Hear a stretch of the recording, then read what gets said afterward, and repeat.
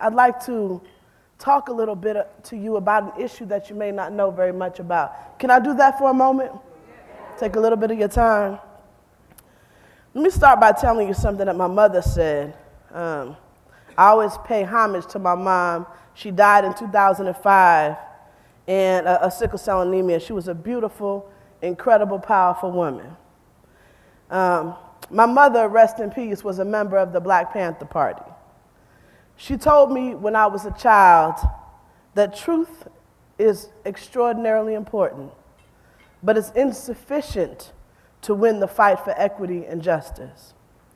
She told me that disorganized truth can be eviscerated by a well-organized lie. If you feel me, let me hear you say yes.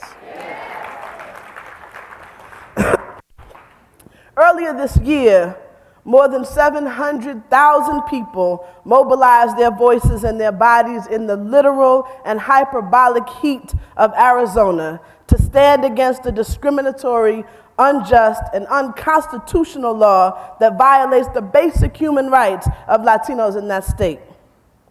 Of those 700,000, there were thousands that texted, tweeted, Facebooked, used emails, uploaded and downloaded images, blogged, Skyped, and sent online action alerts to bypass the mainstream broadcast and print media bias on issues of race and immigration. They successfully used the most dynamic and decentralized media of our time to reorganize truth, to disorganize lies, to elevate their public voice, and to plead their own cause. But these leaders are not alone. You ready to move? Stand and remain standing if you have used the internet or cell phones to reach or build your base. Stand and remain standing if you use the internet or cell phones to take action. Stand if you use the internet or cell phones to access or create news. Stand if you've used the internet or cell phones to document bias and brutality, pay your bills, do your work, or access human services. Now take a look around and tell me that the internet is not one of the most powerful, creative, and dynamic communications forces of our time.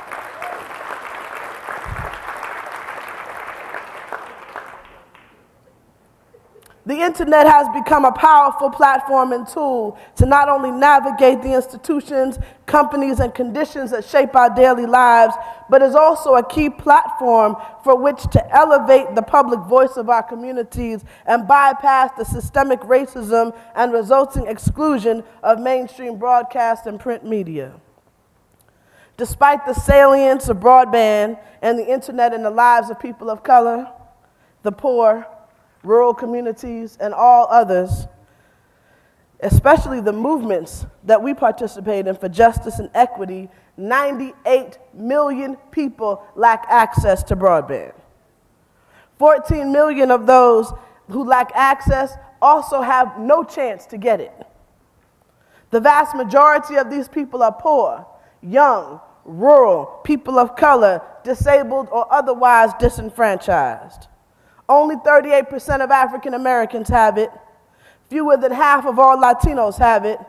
Only 35% of households with incomes of $25,000 or less have it, compared to 70% of households making $50,000 or more. Less than half of rural residents have it, and shockingly, fewer than 10% of Native communities have it. Some people call this gap a digital divide. I don't. I think it is a reflection of the gaps in wealth, education, and enfranchised democracy our movement works so hard to close. I think it has much less to do with the gaps in digital access and much more to do with systemic racism. It has much less to do with the gaps in broadband. It has much more to do with the gaps in economic equity. It has to do with jobs. It has to do with health care. It has to do with the fact that democracy fails those for whom it excludes.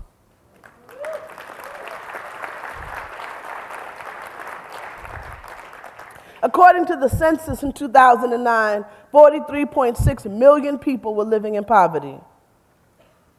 By official standards, that represents 1 in 7 Americans. Millions more are struggling at or just above the poverty line, and even more are undocumented, living in institutions or otherwise uncounted. Many in the civil rights community understand this and have leveraged an extraordinary fight for internet deployment in poor communities all across this nation. But broadband access for us is about far more than build-out and deployment. To ensure the full adoption in communities of color and the effective use of this platform to achieve our vision, we must demand a framework for broadband policy that ensures equity and justice and includes, among others, direct broadband subsidies to low-income households, schools, and libraries, protections for vulnerable consumers, especially those using broadband to call their loved ones in prisons or in other countries, and rules that codify free speech for those for whom that right has been systemically, consistently, and historically denied.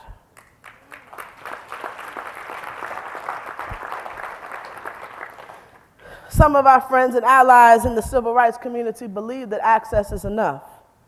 But just as jobs without justice might otherwise be called America's failed immigration policy, and citizenship without basic human and civil rights might otherwise be called being black in America, access to a communications platform without the power of self-representation turns a potentially potent platform into a piggy bank for rich corporations. We've already subsidized phone, cable, and internet companies with our public dollars. I, for one, refuse to further subsidize them with my human rights.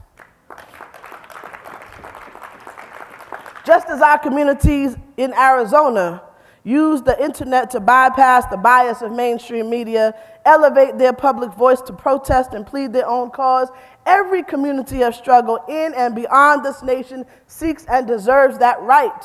The right of self-representation for communities of color can only be secured by codifying rules that prevent telecommunications companies from discriminating or redlining for profit online.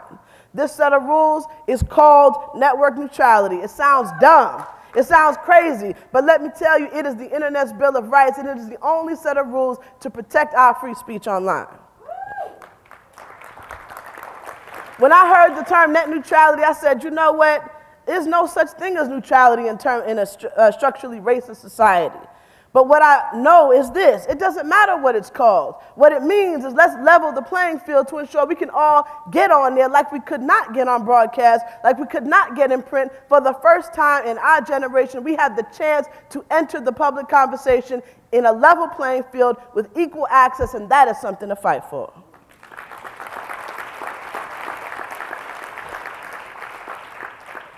This is what the first freedom journals attempted: to speak in our own voice and define our own destiny. For many of us in the social justice community, fighting for media policy feels like a secondary and separate issue. Is that true? It can feel like that. But let me tell you that digital access and rights in the 21st century will lead to a 21st century education for our children. It will lead to connected and coherent communities, sustainable local economies, increased energy efficiency, better health care, and media power for communities of struggle and communities at the margins.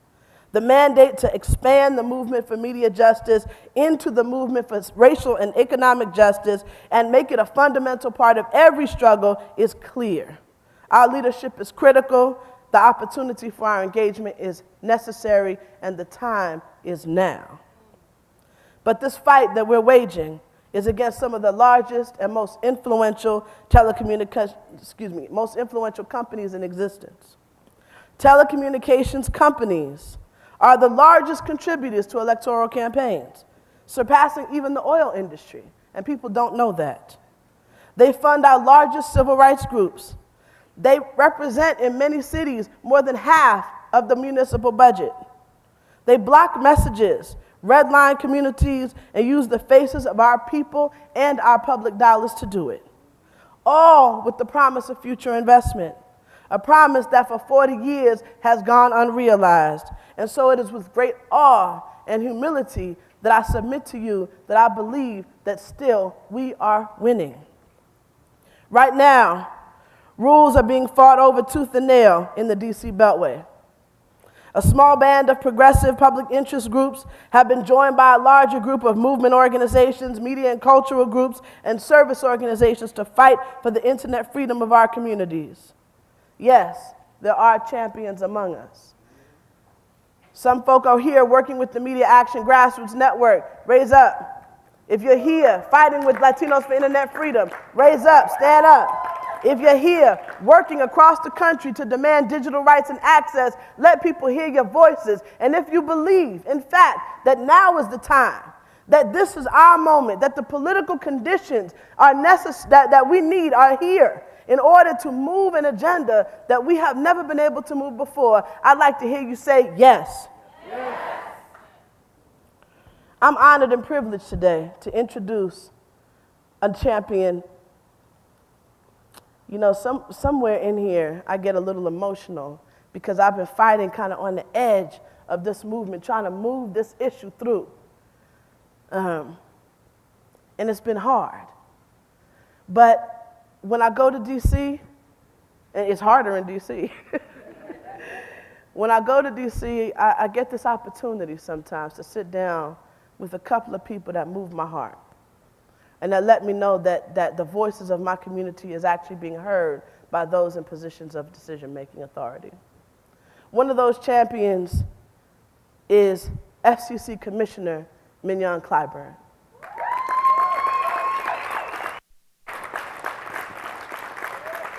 Now, some of you may not know much about the Federal Communications Commission or what they do.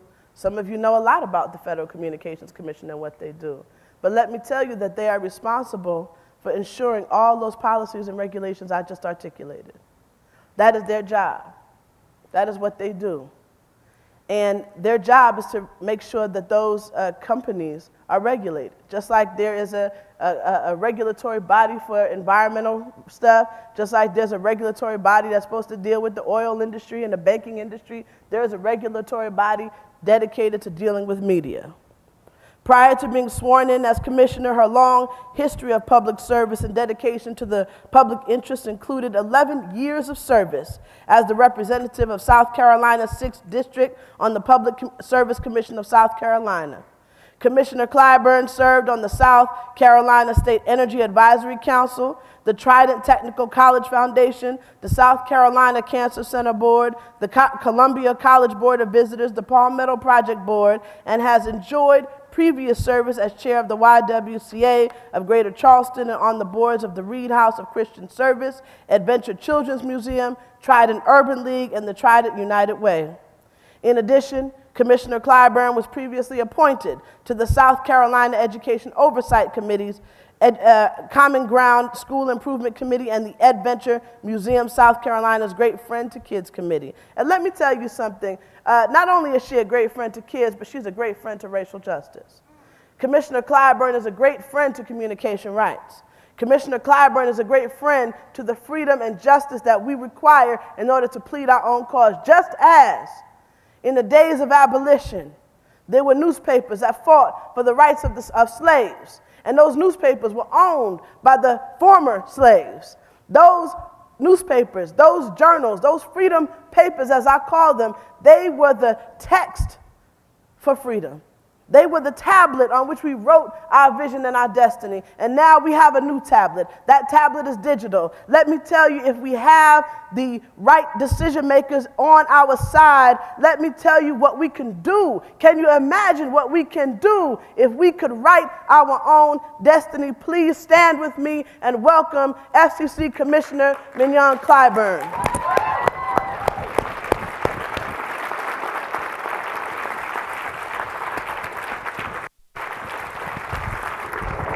Thank you, sister. Thank you so much. Good morning. Mr. Bell mentioned that it might be a little early or too late for him. We had someone ask me, the executive director asked me, did you get in last night or this morning? And I said both. So that will tell you two things: how tough it is to get sometimes, to hear sometimes from DC to Chicago and how dedicated I was to get here to see you. Now, I've got a staffer who's an attorney. I'm not an attorney, so I stay in trouble and love it. He's here because he knows he helped craft this speech that I'm not going to give.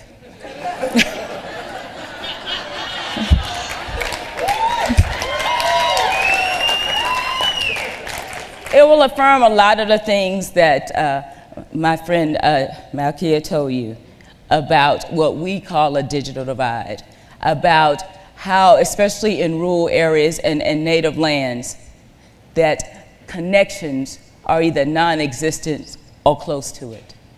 We all know it. We all experience it. We are all advocates to change it. But let me start by telling a story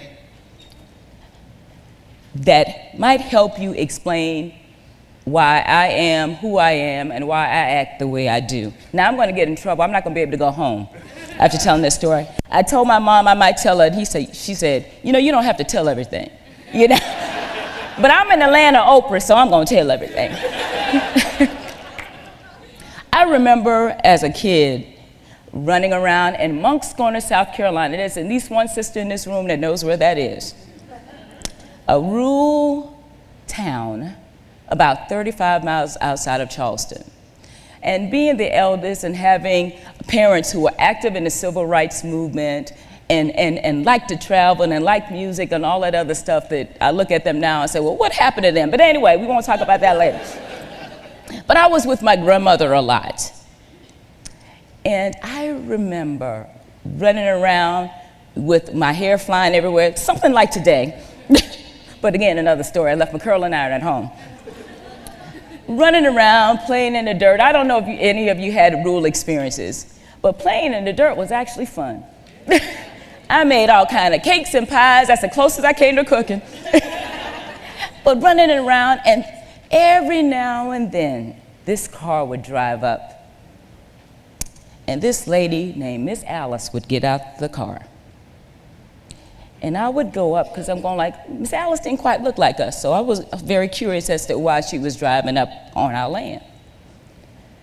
And so she would come up with boxes of shoes in her hand. And my grandmother would come up, proud, humble, not rich, but that was my grandmother who looked out for me. And she would say, hello, Miss Alice. They would embrace. And this lady, who had to be at least half my grandmother's age, would call my grandmother by her first name. Hi, Maddie, how you doing? Miss Alice, I'm fine. And as a 8 or 9-year-old kid, I was angry. I was angry because this lady, Miss Alice, was never too young to call my grandmother by her first name, and my grandmother never got old enough to call her by her first name. Now, I had a problem with that. And I asked her, I said, why? And she said, I used to work for her family. And that's just the way it was. And she would bring these shoes, and I'm like, she's bringing my grandmother hand-me-down. My grandmother, I don't care what my grandmother was with, that was my grandmother. She's bringing these hand-me-down shoes. I said, why is she bringing these shoes? And I looked at the box. I'm like, these aren't even your size. Now, my grandmother worked for that family. And the best Miss Alice could do was come around every now and then and bring hand-me-down shoes and shoes that did not fit. Do you know how that influences an 8 or 9-year-old girl? Yes. Yes. Let me tell you why I teed up that story that will get me in a whole world of trouble with Miss Alice's descendants and my current family. It's because, oh, I'm in trouble. It's because those lessons help shape the way I approach my job and what we call broadband. Because let me say this to you. Every community, every nappy-headed, yes, I said it, nappy-headed child deserves to be not only connected, but to be proud of who he or she is. The internet, open access to this platform, would allow a little child who saw the inequities of rural South Carolina, who might not have seen the hope of getting off that land with her bare feet, the connection to the world, will allow her to see that there was much more out there than that dirt road. Let me say to you that it is part of our job, it is my job as a part of our commitment to connect these communities, to see to it that the platform is open, that opportunities are endless for every man, woman, and child in this nation. That is our obligation. That is our mission. That is our call.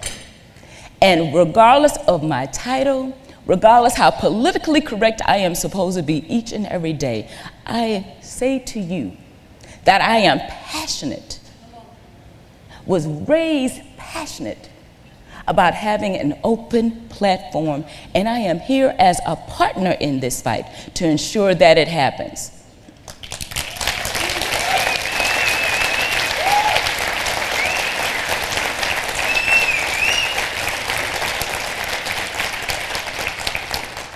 Now, let me say this, the way I go about it might be a little different than yours.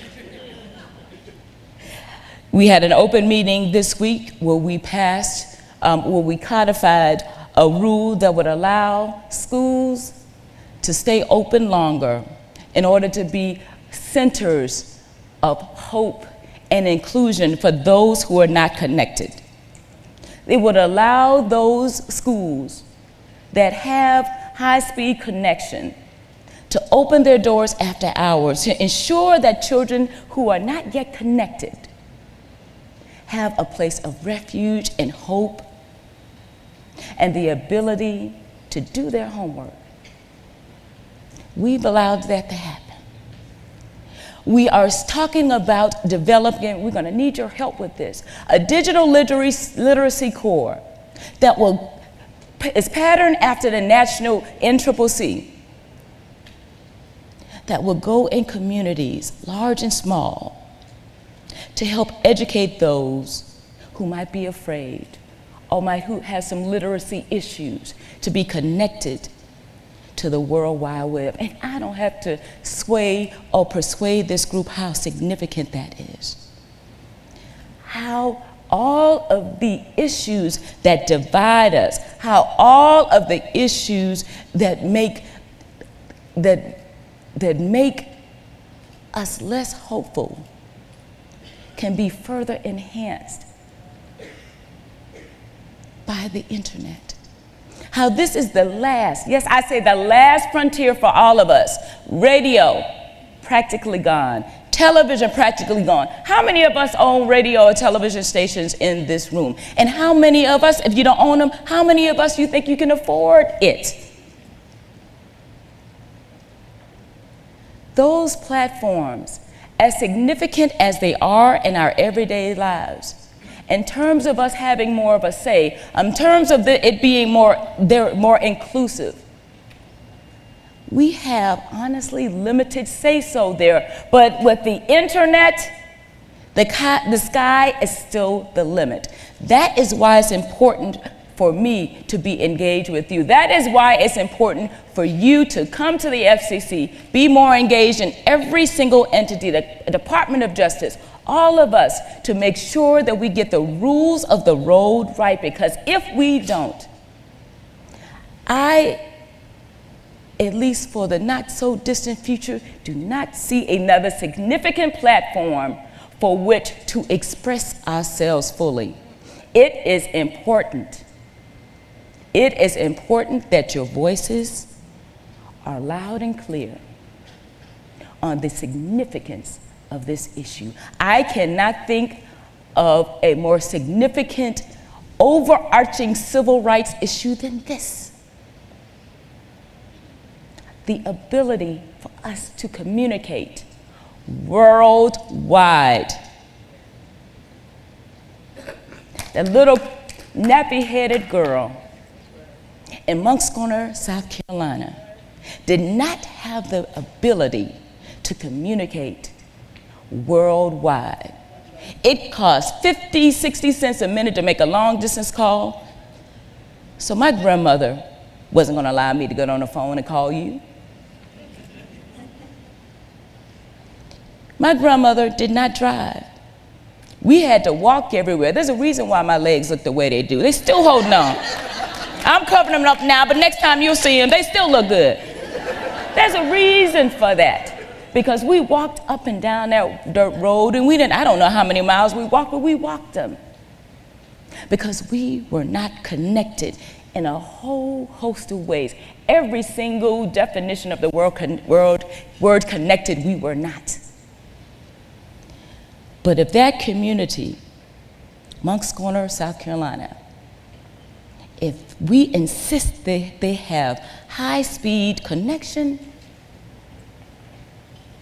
then the sky is the limit for the next girl with hair drama. I say to you, jokingly sometimes, but sincerely, that we have an incredible opportunity to shape the way this world sees all of us. I had the opportunity to go to China, rural China, about 6 years ago. And we went to a rural village, and I could see the little kids looking at me. I could see the photographer taking a lot of pictures. They never saw anybody that looked like me before.